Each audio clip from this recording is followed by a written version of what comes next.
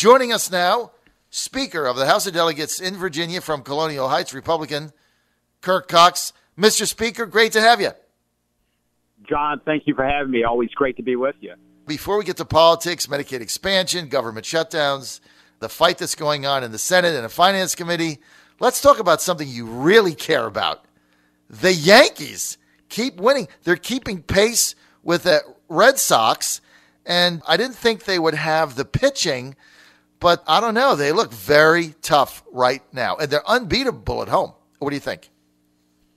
Yeah, last night I wasted 3 hours watching them lose a 10-5 lead and lose 12-10, so that didn't help me. I actually missed the Caps game for that. So, but I love this Gleyber Torres kid at second. He's incredible, and Judge hit another 470-foot home run. So yeah, the pitching's the key. David Robertson got beat up pretty badly last night, and D-Rob used to not do that. So they got to do a little bit better on the pitching piece. But boy, if they can maybe get a start at the trade deadline, that lineup is fearsome.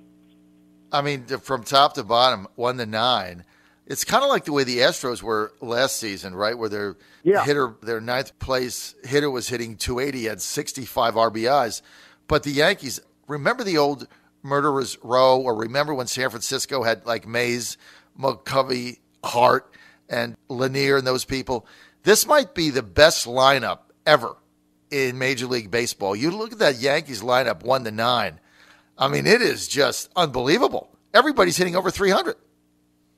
Yeah, and like I said, this kid that got hitting 9, Gleyber Torres, is 21. His first 5 home runs were all over 400 feet, and he feels like Robinson Cano. So you're right. It's they got this Andujar kid at third. It's exciting. I mean, they just, like I said, they got to pitch better though. Severino's incredible, but you got to get. The rumor is they may go after Cole Hamels, which will be interesting, or Michael Fulmer for Detroit. I think they're going to have to pick a starter up. Well, assuming you're playing the Astros again in some kind of a divisional playoff, and when you've got to go up against Verlander, Keuchel, Cole, McCullers, and now Charlie Morton, do you know that the Astros, the top 3 ERA leaders in the major leagues, all on the Astros? Top 3. Well, that's why the Yankees have to. I mean, right now, they're not going to beat them without, another key star. The advantage in a series is you can have 3 good starters and get by, but you can't have, 1 or 2. And so the Astros right now, I hate to admit it, if we don't pick up a starter, it'd be a tough series for us. But I think we can compete with you guys when we pick up a starter. Verlander's been unbelievable. That is the most interesting thing. He's throwing better than he did, in his first 3 or 4 years. That's an incredible to see a guy do that. Wow. Local guy, too, which is cool. His ERA, 1.08. Yeah. I mean, it's unbelievable. And he won again last evening. Now, he hasn't got a lot of run backing, but very, very, very tough. Okay, let's get to Medicaid expansion. Let's get to Virginia politics. Government still doesn't have a budget in Virginia. The budget's stuck in finance. Republicans control it at 11-5. They need 3 Republican votes to get it out of there. Actually, they need 4, right? Because a tie, it stays. We had Dick Sazzo on last week. He was going to do the nuclear option, said he would just discharge it, but it's just stuck there. So what happens now? Well, it's been frustrating because there needs to be more of a sense of urgency in the Senate on the budget. My thought would be, at least what the rhetoric coming out of the Senate is, that they will actually do something after 5 weeks of having a House budget on Tuesday and Wednesday. I think the Senate Majority Leader Tommy Norman, who I've worked with in the past, I think they've run out of excuses, and we're getting too near the deadline. So I think you will see something come out. I've said all along, if you've got the votes to get whatever, I get it out. I mean, I just don't think they have the votes. So I do think you'll probably end up with something like the compromise that Senator Hanger proposed. My guess is, since Senator Norman wants to see the normal process happen, if he wants to see that, then he's going to have to basically get a bill to the floor. And it can go a lot of different ways. I mean, it could then be amended at that point, et cetera. But I think once it gets to the floor, you will see, a series of amendments. I do think in the end you'll end up with Medicaid expansion with some of the really good reforms we keep adding. We've just added a very good one that basically says you're not seeking work or education opportunity for 3 months out of the year. There's a lockout provision. And so it is actually even better than what Mike Pence, who I have great admiration for, did in Indiana, because we have a lot more flexibility with the Trump administration. So it's a good package. I mean, I keep hearing this argument on the 90-10 kill switch. As a lot of your listeners know, this is a 90% federal funding, 10% state funding. And I keep hearing that we'll never use the kill switch, but they don't understand how it works. It's an automatic kill switch, like the Children's Health Insurance Program was last time. And so if the feds don't fund it, we basically send the letters out. It's automatic. You have to come back and proactively reinsert Medicaid expansion, which I don't think is going to happen. So I like what we've done. It'll help the working poor, and it has reforms. Look, then the political system, the Senate and the House and the governor, would then have to reapprove Medicaid expansion at 100% funding with no federal government money. And so I guess that could happen. But look, tomorrow could also be the rapture. I mean, you start playing these scenarios out. The people who are telling me, well, the government is going to run out of money and they're going to quit funding it. Well, that's the same people who've been telling me the government's going to default on its loans and we're all going to end up on a raft on an island naked. It's a ridiculous argument. Obamacare is the law. It funds 90% of Medicaid expansion. So in order to not fund it, the government has to dissolve or we have the rapture, or the Congress has to change the law. But this is a law. We tried to change it. They couldn't get the votes, and so you have it. So this argument that the federal government is not going to fund it is a ridiculous argument. And, of course, with the kill switch in it, Mr. Speaker, like you say, it's automatic. Like there's no decision. There's no voting to be done. The letters go out, you're off. And then the General Assembly would have to reconvene and decide what to do, and that's why we have elections and everything else. But I tell you what really bothers me is the number of people that are opposed to this, that have threatened good senators that are trying to do the right thing, like Jill Vogel in the Valley, like Emmett Hanger, like Frank Wagner, threatening them with primaries, and they're going to run them out of office and putting fake news out there. So let's be Jill Vogel a minute. So you're looking at voting for a conservative reform Medicaid expansion plan that has conservative work requirements that Kirk Cox personally negotiated on behalf of the Trump administration with their flexibility with the governor. And if it passes, then about 350,000 working poor in Virginia that have 2 or 3 jobs that don't have insurance have the opportunity to now have insurance. By the way, 85% of these people voted for Trump. So that's why you're going to get driven out of office, because you're trying to provide insurance to 350,000 working poor Virginians. I mean, this has got to be the most ridiculous, absurd, disgusting argument I've ever seen. Why does it keep going on? Well, it's a good question. I mean, certainly I think the Senate has shown over the last 5 weeks, remember we got the budget torn 5 weeks ago, that you can't get that budget out anyway. And so, as you know, our AAA bond rating means so much. And the bond rating agencies are really starting to look.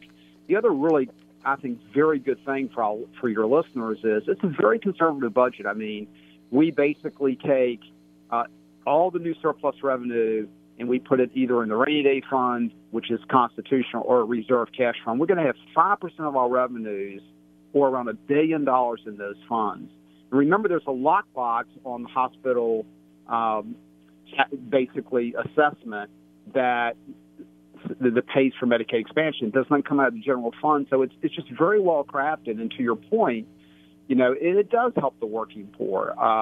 But and I've said this over and over again, Governor North has been very good to work with, and he'll tell you, I mean, if you look at the budget he sent back down, there were no reforms at all. And so you better be very careful with the all-or-nothing approach that you end up with. What your fear is with no reforms. We've got things like you pay a premium. There's a lockout provision if you don't pay the premium. We have copays. We have all kinds of good, what were considered free market type principles in there. So like I said, I'm very proud of that. I think it's better than what Kentucky's done, what Indiana's done. And thank goodness for the Trump administration, they'll approve a lot of these things. They're going to be much more flexible. So it's a good package. Well, look, how does it get out of the Finance Committee? Let's get back to making the sausage here. It couldn't get out this week. How does it get out of there? Well, I think the Senate is in a position that, I'm not sure that particular proposal goes on the Senate Finance Committee, but I think the Senate Finance Committee is hard-pressed not to kick something out. That's their obligation. And frankly, if they can kick something out with or without Medicaid expansion, they have the obligation to get something to the floor and, as your point, let all the members vote on that. And so I don't know I think you've run out of excuses. I mean, you've now seen the Emmett Hanger proposal. You have seen it for a week. It very much mirrors a lot of what's in the House budget, with obviously some good things on behavioral health and some more reforms. So that excuse will go away. So I do think you're going to be hard-pressed to say why you're playing the Dean Smith four corners again next week. And I certainly hope that's not the case, because that's just an untenable position. I don't know probably anyone that wants to see us not have a budget. So the bottom line is you're going to reconvene again next week. And so the Finance Committee in the Senate needs 4 Republicans to discharge basically your budget that you negotiated with the conservative reforms for Medicaid expansion for 350,000 working poor Virginians, 85% who voted for Trump. So if you don't get 4 Republicans, because on the Finance Committee, you would have to get, maybe you're going to get Wagner, that's 1, Emmett Hanger, that's 2, even maybe Joe Vogel, that's 3, but you still need a 4th one. So again, if they can't get 4 senators to get this out, and it's 3 o'clock on Wednesday, what happens? Well, once again, my guess is that I think Senator Norman wants to see the process whether it's not a discharge. The discharge petition actually doesn't really concern the Finance Committee. You can discharge a bill out of any committee. That's a majority vote. The way we do it in the House, I'm not quite as familiar with the Senate rules, but basically that's a majority vote of people basically discharging the bill out of the committee. And so, if 21 senators discharged, the bill would come to the floor. So it really wouldn't matter what your lineup of your Finance Committee is.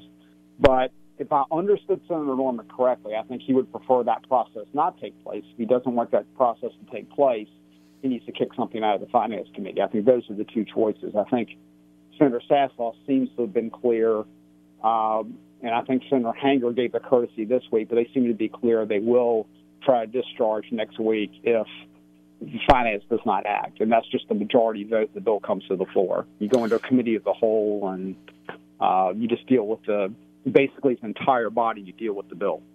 So when exactly is the state legislature meeting again? Is it on Wednesday? Well, I've not called the House into session. The Senate's scheduled to meet Tuesday and Wednesday next week. One of the dilemmas I've had is that I called us into session this Wednesday and anticipating they were finally going to do something, and I had to let my folks know that night we weren't coming in. I had people already down in Richmond, had to drive all the way back, so they were obviously very upset. That's why I sort of consistently say, give me a date when y'all going to actually do something. But I anticipate we'll come back in. We want to get something done, so we're going to come back in next week and with the anticipation they're finally going to do something. So my guess is we'll be back sometime in midweek next week. All right, we're going to be following it. We're going to see how it plays out. I want to thank Speaker Kirk Cox for being with us, Speaker of the Virginia House of Delegates, Republican from Colonial Heights, who has led the negotiation with the governor in order to get a number of very conservative reforms into the Medicaid expansion bill and into the Virginia budget, which now hopefully will percolate its way out of the Senate Finance Committee and get voted on as a whole, and we can get forward with this. Again, the conservative reforms that the Speaker has negotiated with the governor are better than Mike Pence got. They're better than what Governor Mike Blevins got in Kentucky. And so if you don't go with these, you're going to end up with a Bernie Sanders-style Medicaid expansion without any of the reforms that the Speaker has meticulously negotiated in there. Great job, Mr. Speaker. Good to have you with us, and we will look forward to having you back next week when this budget is either confirmed or not. Thank you, sir. Thanks, John. John Fredericks Radio Network, Trucking the Truth. Stay with us.